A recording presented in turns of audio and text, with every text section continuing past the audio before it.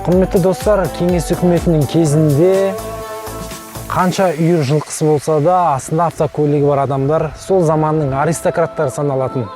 Қазір заман өзгерді, бәрі керісінше. Темір тұлпар мінетін емес, атқа мінетін адамдардың дәуірі келді.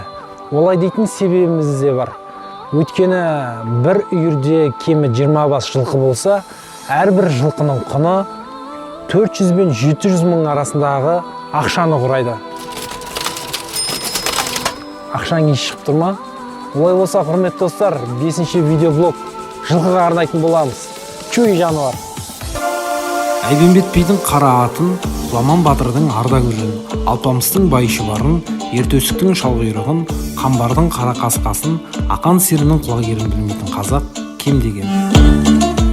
Қамбар ата түлегі жайында қызық дерек бар. Жылқының құлағы, көзі, аузы, мұрны, сезім түйсігі жақсы дамыған. Ол өз иесінің көңіл күйін алыстан сезеді. Сол себепті жануар сенімді серік бола алады.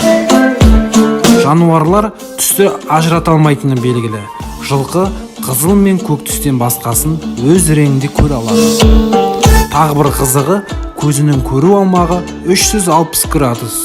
Ту сыртынан ғана емес, жылқы түн ішінде де өте жақсы көреді. Жылқы ұғымының синонимдері ішінде ең қысқа атау қазақ тілінде. Ол ат сөзі.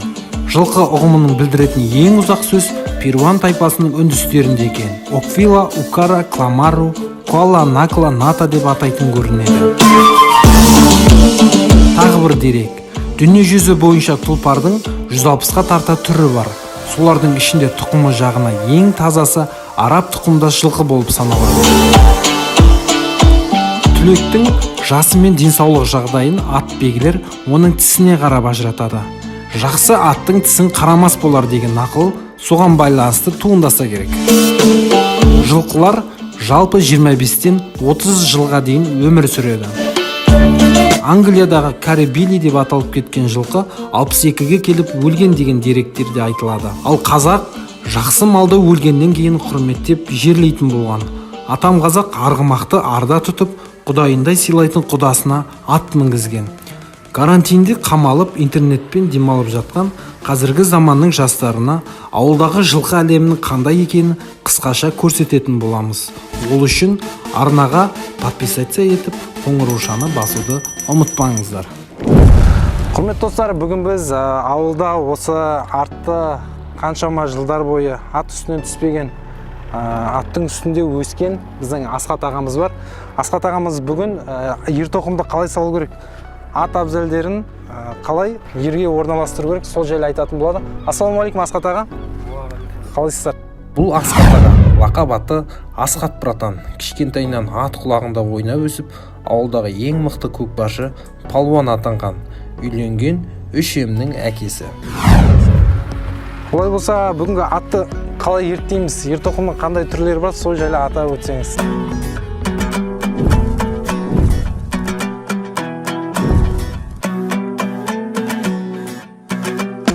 Құрандер деп аталады. Бұл қазақтың құрандері, мынау ер әбзелдері, мынау жүген. Жүген, иә? Еттегенде бірінші жүгеннен бастап ауыздық салып аламыз. Бәрі Қайсы ба, не? қайыстан істеледі бұлардың бәрі. Одан кейін терлік саламыз. Аттың арқасы жауыр болмау үшін. Терліктен кейін тоқым түседі.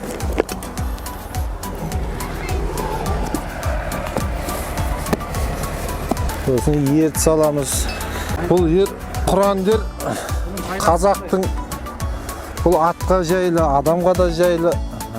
Қазақ осы құрандермен мінген. Қазір енді ер көп. Қырғыз ер деп, орыс ер деп атады. Негізгі қазақтың өзінің атқа жарасымды ері осы құрандер. Құрандерлер бар базарда қазір.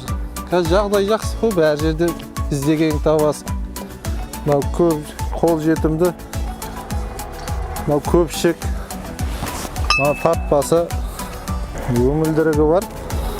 Бұл өмілдірік ердің артқа кетпеуінен бұл өмілдірік болады, құйысқан болады. В общем, ердің түгел әбзелдері ғой барынша. Болды, міне ат дайын. Енді мінесің, кете бересің.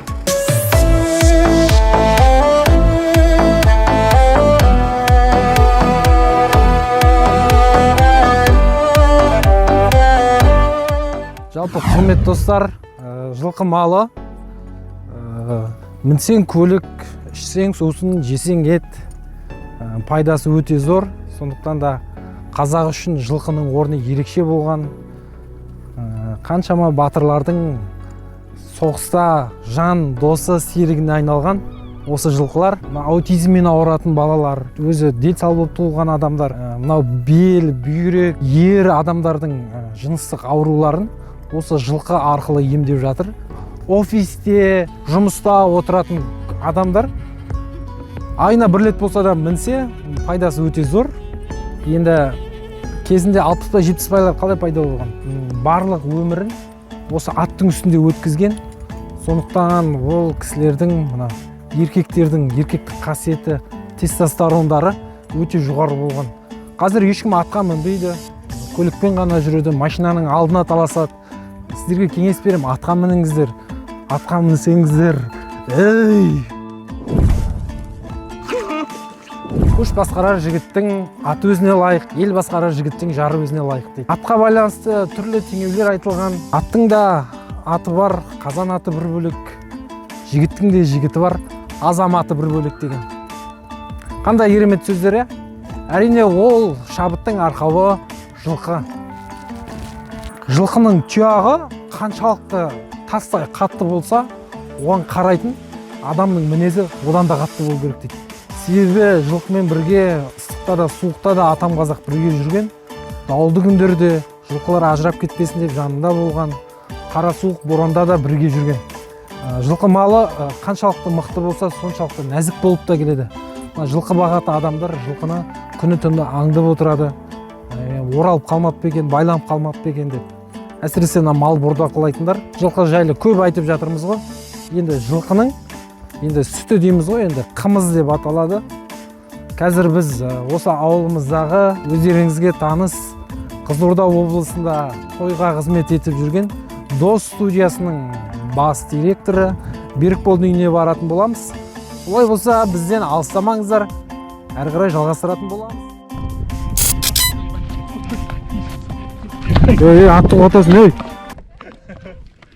Біз видеомыздың ортасында айтқандай Берікболдың үйіне келдік. Берікбол, тағы да ассалаумағалейкум. Бұл Берікбол бос уақытында адам жұмсап тиын істегенді жақсы көреді. Бүгінгі жобаның басты демеушісі Дос студиясының директоры. Берікбол, енді бие сау процесі қалай жүреді? Таныстырайық достарымызбен. Құрметті достар, бұл бие үйірден жақында ғана ақталған бие. Сондықтан осылайынан бұл шідер деп айтады бұл байлауда. Ата-бабамыз ертеде асау биелерді осылайынан сауатын болған, аяғын байлап. Ал ендеше сауды бастайық. Бұл бие сау процесі өте тез жүреді. Бұны 2 сағат сайын қайтарыммен сауып отырады. Бұл асау болғанымен бұл өте жақсы биелер. Сауға осындай жылда биелер аламыз. Бұлар бір сауғанда 2 литрге дейін келеді. Және де осылайынан сауып апарып, осы жылы күйінде көбік ағып тұрған кезінде ішкен дұрыс бұны. Қарасаңдаршы достар, қандай керемет, дәмі деген тіл үйірі. Сонымен құрметті достар, мал бордақылаудың түрлі әдістері бар. Біз осы кезде 2 әдіспен мал бордақылаймыз. Бұл мына бетте жасы үлкен малдар, бұлар осылайынан байланып тұрады, жіппен байлап бір орында тұрып бордақылану керек. Ал мына бетте бұлар жас малдар, бұлардың еті дәмді болады, бұлар өзі бостай жүріп өседі. Сосын осылай бордақылаймыз. Құрметті достар, егер де біздің видеомыз ұнаса, лайк басып тіркелуді ұмытпаңыздар, және өздеріңіз отыратын группаларға таратыңыздар. Сіздер үшін барлығын жасауға дайынбыз. Ауырмаңыздар, сырқамаңыздар. Сіздермен бірге қарапайым жас, мен Олжас, Қоғалкөлге келіңіздер. Қоғалкөл керемет, біздің ауыл мамыражай, көңіл күй керемет, келген қонақтарға бай. Маған тіпті алтын ғой сенің шаң топырағың. Шаң топыраққа аунап өскен мен қолғалы баласымын. Ауыл өзгеруде жаңалықтар сан түрлі. Ауыл кішкене болғанымен қызыққа толы 44